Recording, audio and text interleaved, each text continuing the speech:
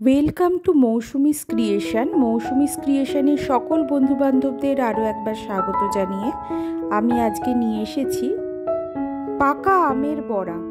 দেখলে মনে হয় একদম তালের বড়া, পুরো এটা তালের বড়ার মতোই দেখতে।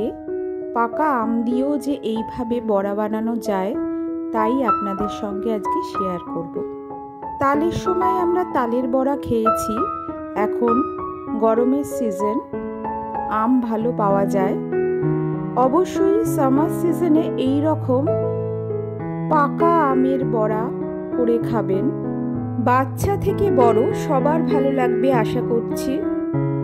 তাহলে আর বেশি দেরি না করে চলুন দেখে নেওয়া যাক কি টিপস ফলো করে আমি এই পাকা আমের বড়াটা করছি। আজকে আমি তাই আপনাদের সঙ্গে শেয়ার করছি পাকা আমের বড়া। প্রথমে আমি এখানে একটা মিক্সিং বাউল নিয়ে নিয়েছি, তাতে আমি নিয়ে নিচ্ছি 1 কাপ ময়দা। আপনারা ময়দার বদলে সুজিও নিতে পারেন। তারপর নিচ্ছি 2 টেবিল স্পুন চালের গুঁড়ো। এরপর নিচ্ছি 2 টেবিল স্পুন মিল্ক পাউডার।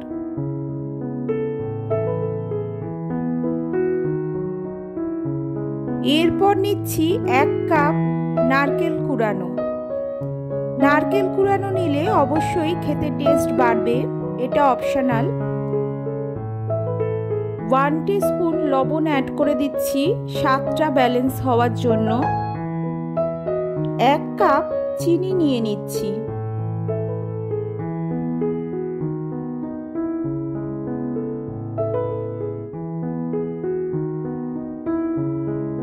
এরপর নিয়ে নিচ্ছি 1 কাপ আমের পাল্প।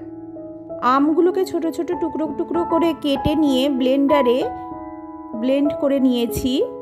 তারপর আমি সেটা দিয়ে দিচ্ছি। জল ছাড়া ব্লেন্ড করে নিতে হবে, হাতে এইভাবে মেখে নিতে হবে।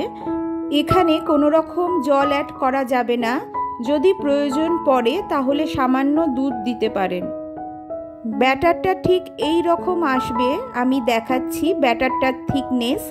এইভাবে হাত দিয়ে ঘুরিয়ে ঘুরিয়ে মেখে নিতে হবে, যেভাবে আমরা ফুলুরি তৈরি করলে বেসনটা মেখে থাকি সেইভাবে মেখে নিতে হবে।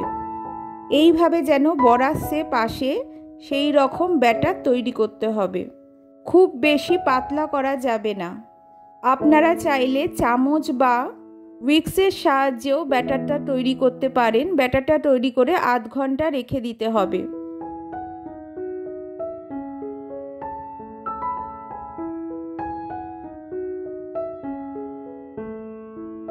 এরপর গ্যাস ওভেন অন করে আমি একটা কড়াই বসিয়ে দিলাম। কড়াইতে আমি সাদা তেল নিয়ে নিচ্ছি। আমি রিফাইন অয়েলে বড়াগুলো ভাজবো। বড়া ভাজার জন্য যতটুকু প্রয়োজন ততটুকু তেল নেবেন, একটু বেশি করেই তেলটা নিতে হবে। প্রথমে তেলটাকে ভালোভাবে গরম করে নিতে হবে, তারপর এইভাবে হাতের সাহায্যে বড়াগুলো আমি ছেড়ে দিচ্ছি। আপনারা চাইলে চামচ দিয়েও বড়া ছাড়তে পারেন।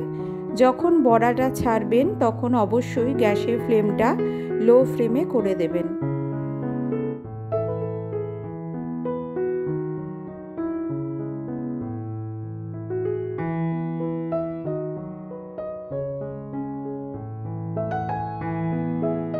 বড়া ভাজার সময় গ্যাসের ফ্লেমটা অবশ্যই লো ফ্লেমে করে বড়াগুলো ভাজতে হবে।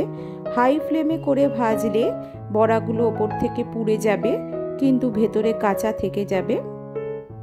ওপর থেকে গোল্ডেন ব্রাউন হয়ে আসবে কিন্তু ভেতরটা কাঁচা থেকে যাবে, সেক্ষেত্রে খেতে খারাপ লাগবে।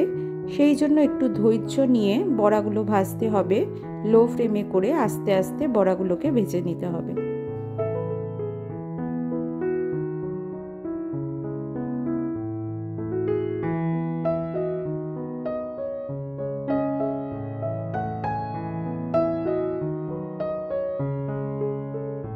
আমার কড়াইতে যতগুলো বড়া ভাজা যায় সেই অনুযায়ী আমি দিয়ে দিচ্ছি। আমি 2-3টে স্টেপে বড়াগুলোকে ভেজে নেব এই রকমভাবে।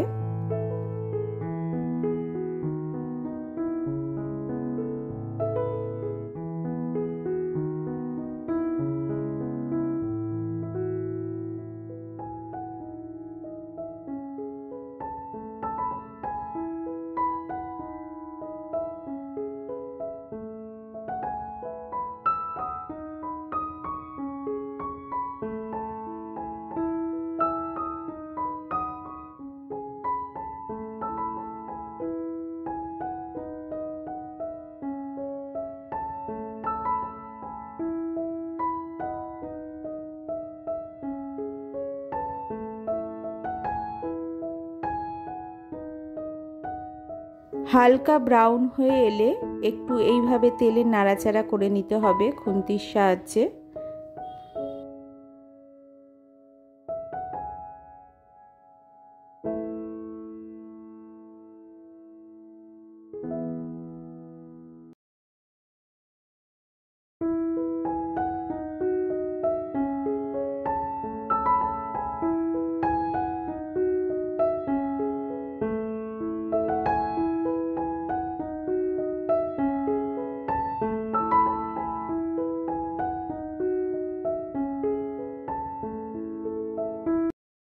এইভাবে হালকা গোল্ডেন ব্রাউন করে বড়াগুলোকে ভেজে নিতে হবে।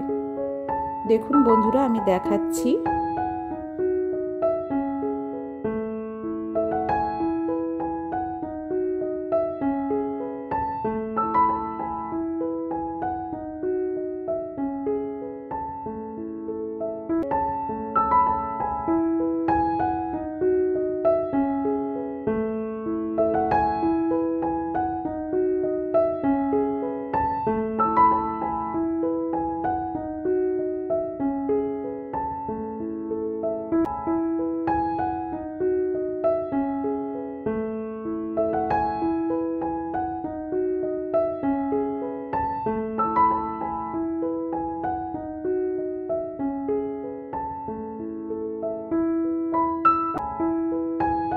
এই দেখুন গোল্ডেন ব্রাউন করে আমি বড়াগুলোকে ভেজে নিচ্ছি।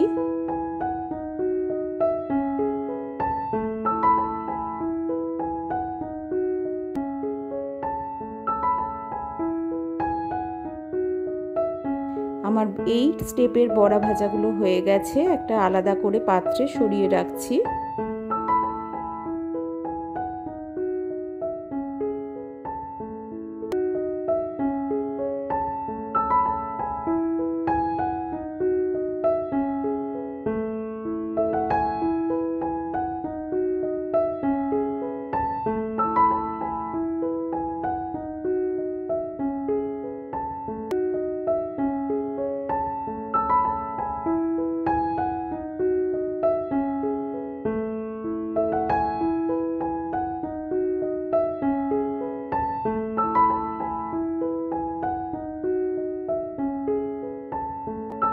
একই রকমভাবে আমি দ্বিতীয় স্টেপেও বড়াগুলো ভেজে নিচ্ছি।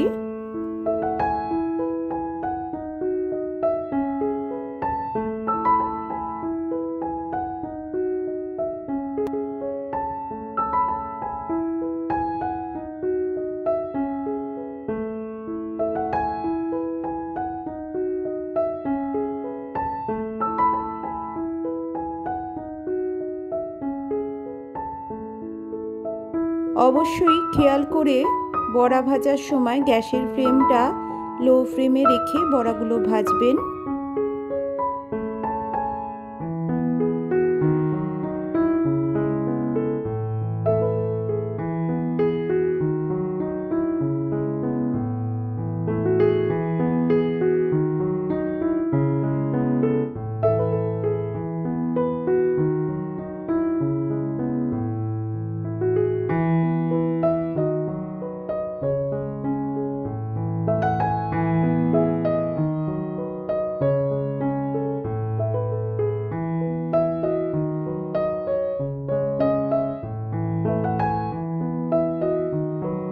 আমার সবকটা বড়া ভাজা হয়ে গেছে। আমি একটা আলাদা পাত্রে তুলে আপনাদের সামনে দেখাচ্ছি। একটা সার্ভিং ডিশে আমি তুলে নিচ্ছি, এটাকে সার্ভ করা হবে। খেতে খুব সুস্বাদু হয়েছিল বড়াগুলো। বাচ্চা থেকে বড় সবাই এই ধরনের বড়াগুলো খেতে পছন্দ করবে। অবশ্যই বন্ধুরা, আমি যেভাবে দেখালাম সেভাবে টিপস ফলো করে সামার সিজন চলে যাওয়ার আগেই বড়াগুলো এইভাবে করে খাওয়ার অনুরোধ রইল। আশা করছি সবার ভালো লাগবে। আমার আজকের ভিডিও ভালো লেগে থাকলেই অবশ্যই ভিডিওটাকে একটা লাইক করে দিতে ভুলবেন না বন্ধুরা। ভিডিওটা আপনাদের বন্ধু বান্ধব আত্মীয় স্বজনদের সঙ্গে অনেক বেশি করে শেয়ার করে দেওয়ারও অনুরোধ রইল। আমার চ্যানেলকে এখনও যদি সাবস্ক্রাইব না করে থাকেন অবশ্যই সাবস্ক্রাইব করে নিয়ে পাশে থাকবেন, আর পাশে থাকা বেল আইকনটা অবশ্যই অন রাখবেন। তাহলে আমি এই চ্যানেলে যখনই ভিডিও পোস্ট করব আপনাদের কাছে ফার্স্ট নোটিফিকেশান পৌঁছে যাবে খুব সহজে, খুব তাড়াতাড়ি। অবশ্যই বন্ধুরা, সামার সিজন চলে যাওয়ার আগে একবার হলেও এই বড়াগুলো করে খাবেন। খুব সুন্দর খেতে হয়েছিল। এই বড়াগুলো 8-10 দিন ধরে খাওয়া যায় আর খুব নরম হয় খেতে, তালের বড়ার মতো খেতে। আমি এখানে একটা বড়া আপনাদের ভেঙে দেখাচ্ছি। দেখুন ভেতরটা কত সুন্দর নরম হয়েছে, একবার দেখলেই বুঝতে পারবেন।